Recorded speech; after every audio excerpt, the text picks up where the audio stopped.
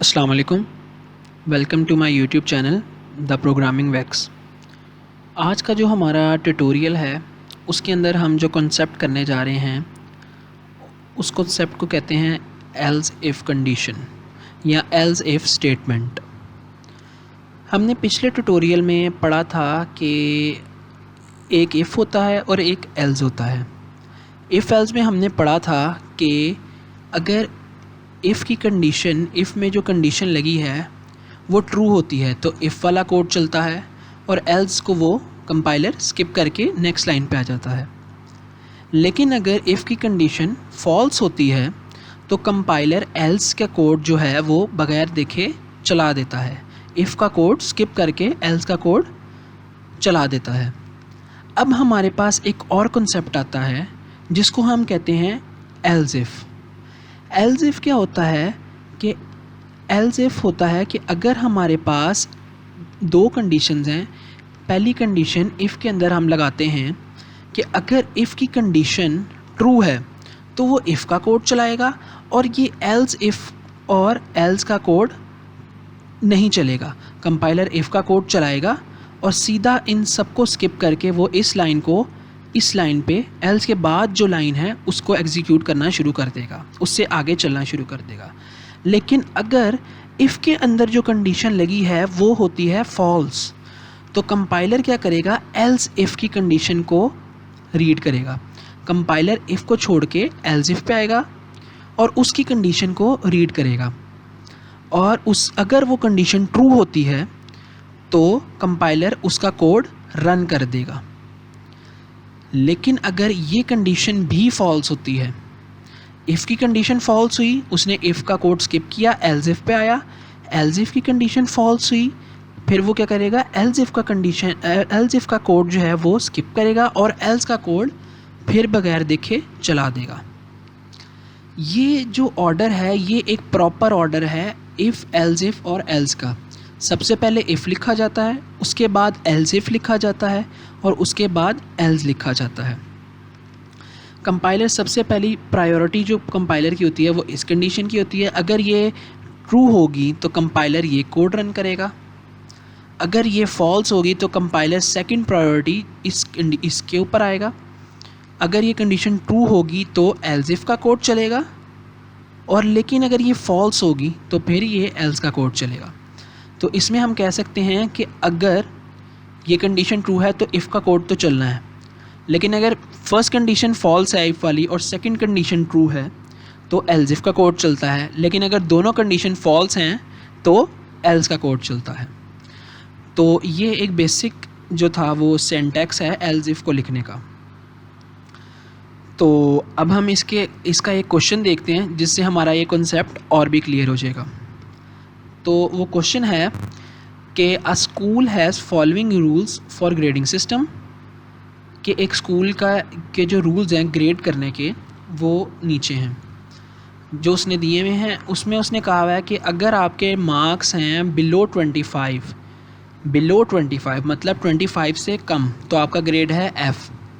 अगर आपके मार्क्स हैं 25 से लेके 45 तक मतलब 25 से ऑनवर्ड्स, 25 या 25 से ऑनवर्ड्स लेकिन 45 से कम, ठीक है, तो आपका ग्रेड है E। उसके बाद उसने कहा है कि अगर आपके नंबर हैं 45 या 45 से ज़्यादा और 50 से कम तो आपका ग्रेड है D। उसके बाद उसने कहा है आपके मार्क्स हैं 50 to 60 तो आपका ग्रेड है C। उसके बाद वो कहता है कि अगर आपके मार्क्स हैं 60 to 80 तो आपका ग्रेड है B। और अगर आपके मार्क्स हैं अबव 80, ठीक है, तो आपका जो ग्रेड है वो A है। और इधर एक चीज़ आपने जो ख़ुद नोट करनी है वो ये है कि ग्रेड जो वो कर रहा है टोटल नंबर जो हैं वो हैं 100, इसमें से वो ग्रेड कर रहा है, ठीक है। उसके बाद उसने हमें जो इंस्ट्रक्शन दिया उसने कहा है ask user to enter marks and print the corresponding grade.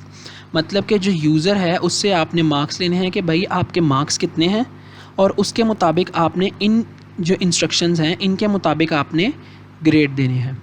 तो आए हम इफ़ एल्स और एल्स इफ़ और एल्स की मदद से इसको सॉल्व करते हैं। तो सबसे पहले हम एक वेरिएबल बनाते हैं जिसका हम रखते हैं नाम मार्क्स, और इसको हम इक्वल करते हैं 0 के। उसके बाद हम एक स्टेटमेंट प्रिंट करते हैं जिसमें हम यूज़र को कहते हैं एंटर योर मार्क्स, ठीक है। उसके बाद हम इन से इनपुट लेते हैं, ये यूज़र ने इनपुट दी हमें। अब हमारी बारी है कि हम उसका ग्रेड कैलकुलेट करें। तो सबसे पहली कंडीशन आपने देखनी है कि सबसे पहली कंडीशन उसने क्या कही है कि बिलो 25।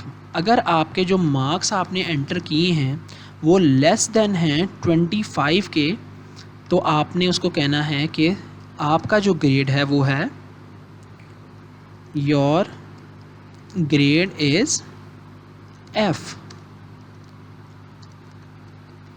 ठीक है। अब उसके बाद हम दूसरी कंडीशन देखते हैं। तो उसमें वो कहता है कि आपके मार्क्स हैं 25 या 25 से बड़े लेकिन 45 से छोटे।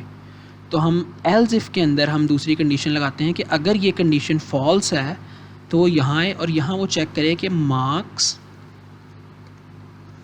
आर ग्रेटर और equal to 25 and marks are less than 45। तो वो यहाँ पे ये कंडीशन चला दे और इसमें वो कहे कि आपका जो ग्रेड है वो है E, ठीक है। अब हमारे पास एक और कंडीशन आ रही है, उसमें उसने कहा है कि आपके मार्क्स हैं 45 या 45 से ज़्यादा लेकिन लेस देन 50। तो हम यहाँ पे नीचे एक और एल्स इफ की कंडीशन लगाएंगे जिसके अंदर हम उसको कहेंगे कि आपके मार्क्स आर ग्रेटर और equal to 45 and marks are less than 50। तो आपका जो ग्रेड है वो क्या है, वो है D। आपका ग्रेड है D, ठीक है। अब उसके बाद वाली कंडीशन देखते हैं। उसने कहा है कि अब आपके मार्क्स हैं 50 to 60, तो आपका ग्रेड क्या है C। तो अब हम देखते हैं, दोबारा से हम एक और एल्स इफ की कंडीशन लगाते हैं। मार्क्स आर ग्रेटर और equal to 50 and marks are less than 60। तो अब आपका जो ग्रेड है वो है जी, आपका ग्रेड बनेगा C।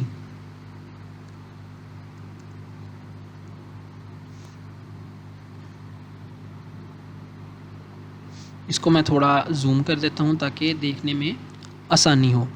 तो अब आपका जो ग्रेड है वो है C। उसके बाद उसने हमें जो कंडीशन दी है उसने कहा है कि अब आपके मार्क्स हैं 60 to 80, तो आपका ग्रेड बनेगा B। तो हम कहते हैं else if marks are greater और इक्वल टू 60, ठीक है, 60 to 80 and marks are less than 80, तो आपका जो ग्रेड है वो बनेगा B, ठीक है। और अब लास्ट कंडीशन जो है उसने कहा है कि अगर ये कोई भी नहीं है तो इसका मतलब है कि आपके मार्क्स आएंगे अबव 80, ठीक है। अगर आपके मार्क्स हैं अबव 80 तो आपकी है कंडीशन अबव 80 हैं तो आपके हैं ग्रेड A। तो हम यहाँ पे कहते हैं कि else if marks are greater और equal to 80 and marks are less than 100, क्योंकि हमने टोटल काउंट करना था। जैसे मैंने आपको बताया कि आपने टोटल काउंट करना है 100 से, तो ये कंडीशन चेक करना लाजमी है कि मार्क्स जो यूज़र ने एंटर किए हैं वो 100 से कम हों या 100 जितने हों, ठीक है। लेस देन और इक्वल टू 100, अगर 100 भी हैं तो वो ग्रेड है उसका A। तो हम यहाँ पे करेंगे कि उसका जो ग्रेड है वो A है। अब एल्स की कंडीशन में हमने क्या देखना है, हमने देखना है कि अगर यूज़र ने मार्क्स गलती से 100 से ज़्यादा एंटर कर दिए हैं तो फिर तो हमारा ग्रेडिंग सिस्टम ख़राब हो रहा है। 100 से ज़्यादा तो हम मार्क्स अलाउ ही नहीं कर सकते। तो हमें पता है कि हमने 100 से ज़्यादा मार्क्स अलाउ ही नहीं करने, क्योंकि 100 तो हमारी एक लिमिट है ग्रेडिंग सिस्टम की।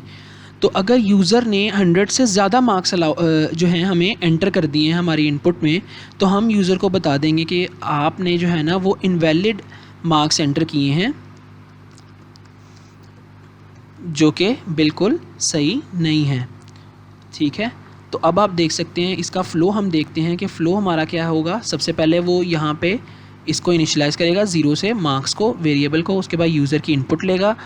यूज़र जो भी एंटर करेगा, अगर यूज़र ने एंटर किए हैं अपने मार्क्स 25 से कम, तो वो इफ़ की कंडीशन चलाएगा, ठीक है, जिसमें उसका ग्रेड F है।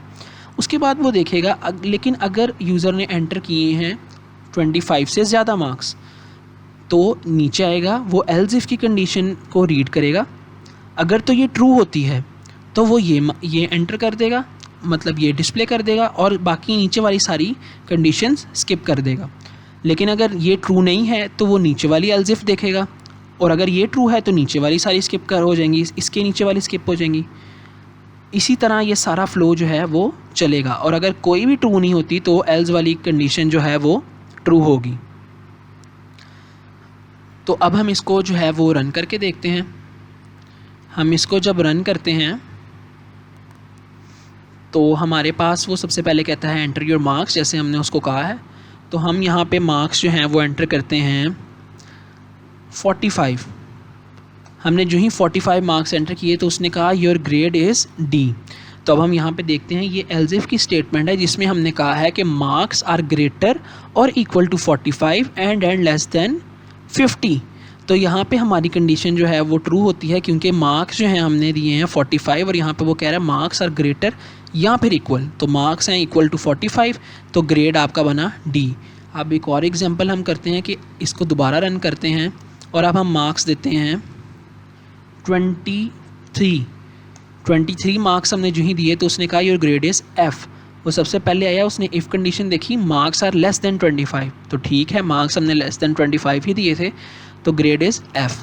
अब हम कोई इनवैलिड मार्क्स देखते हैं और देखते हैं हमारा एल्स चलता है कि नहीं। तो हम कहते हैं हमारे मार्क्स आए हैं जी 200, जो कि आ ही नहीं सकते क्योंकि हमारा ग्रेडिंग सिस्टम ही 100 मार्क्स का है। तो हमने एंटर किया तो हमारे पास आउटपुट आ गई इनवैलिड मार्क्स, क्योंकि हमने कोई भी कंडीशन जो थी वो ऐसी नहीं लगाई थी जो कि 100 को एक्सीड करती हो। तो हमारा एल्स चला और उसने कह दिया कि इनवैलिड मार्क्स। तो ये जो था ये आपका कॉन्सेप्ट था इफ़, एल्स इफ और एल्स का।